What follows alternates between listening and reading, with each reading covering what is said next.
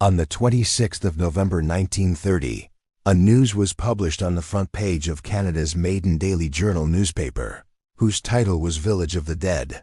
This news sent a wave of fear across Canada because a whole tribe in North Canada had disappeared overnight without any trace. This is Anjikuni Lake, located in a remote area of North Canada, on the banks of which a tribe called Eskimo lived in a small settlement. About 100 to 150 people lived in it, who made their living by catching fish from this lake. This is an area in North Canada where only a few thousand people live in an area of not thousands, but millions of square kilometers, and the reason for this is the harsh climate here. Apart from fish, other animals in the surrounding area are also hunted in Anjikuni Lake, and for this many hunters keep coming here. It was a cold day of November 1930. A hunter named Joe Liebel came to this area for hunting. He got so busy in hunting that he did not even realize when it got dark. He had an idea in his mind that he would spend the night with the Eskimo tribe on the banks of Lake Anjikuni as usual. The people of this tribe were very famous for flattering people coming from outside. So Joe Liebel packed his things and started walking towards Eskimo. It was a moonlit night, but there was complete silence everywhere. Neither could anyone be seen, nor could anyone's voice. He could only hear the sound of his footsteps. Although Joe had done this earlier also, today some sounds of the enemy started coming, which were kept by the people of the settlement. But today, even on reaching close to the settlement, there was only desolation and silence. Feeling all this, Joe started walking towards his village. He increased the pace of his steps. He felt that maybe the villagers were sleeping or had gone somewhere. Now from a distance, he could see the pits of the settlement from which smoke was also seen rising. But even after coming close, he could not hear anyone's voice. Finally, when Joe entered the Liebel settlement, he was surprised to see that there was neither any human being nor any animal here.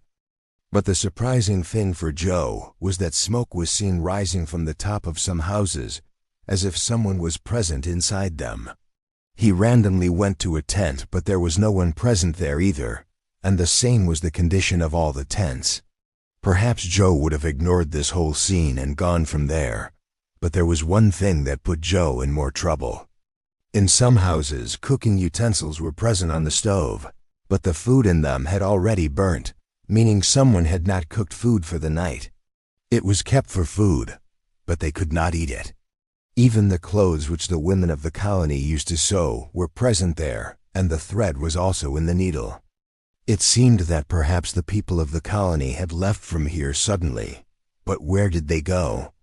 Joel Bell started searching the entire colony. He saw that the dogs which the tribe had kept had ropes tied around their necks, but the dogs had died of hunger.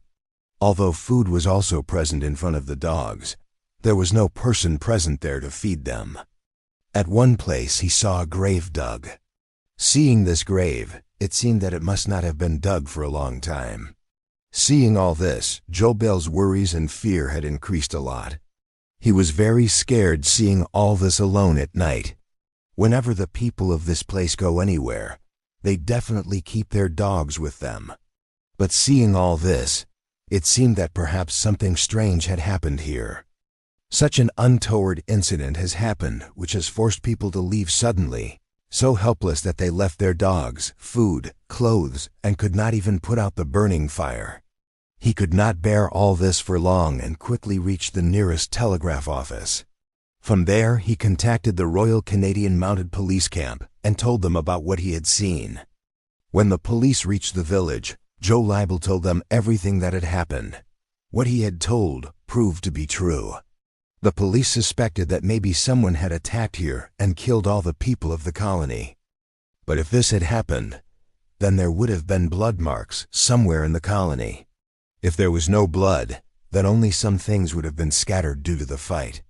The police immediately started a search operation to find the villagers. In this search operation, a very strange thing was seen which even Joe had not noticed. The entire colony was covered with snow, but there were no footprints of anyone on that snow. There were only one person's footprints, and they were Joe Lebel's own.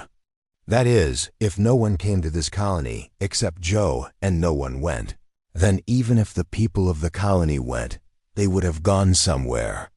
There was ice on the lake as well, and the boats of the people of the colony were standing on the ground because there is no fishing in this season. That is why the boats were pulled to the ground and parked. If the people of the colony could swim in the lake, then they would have gone. If they had gone somewhere, or if someone had killed them and thrown them in the lake, then the ice layer on the lake would have definitely been broken or scattered somewhere. During the investigation, the police also came to know that these people had disappeared 10 days before they came here because dogs do not die due to starvation for 1 to 2 days. And the smoke coming out of the houses was a sign that not much time had passed since they left from here, because this was the smoke that keeps coming out for a long time, even after the firewood is extinguished.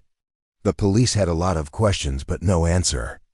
After many months of search operation, the police finally closed this case forever by labeling it as unsolved, and with time people also forgot about it.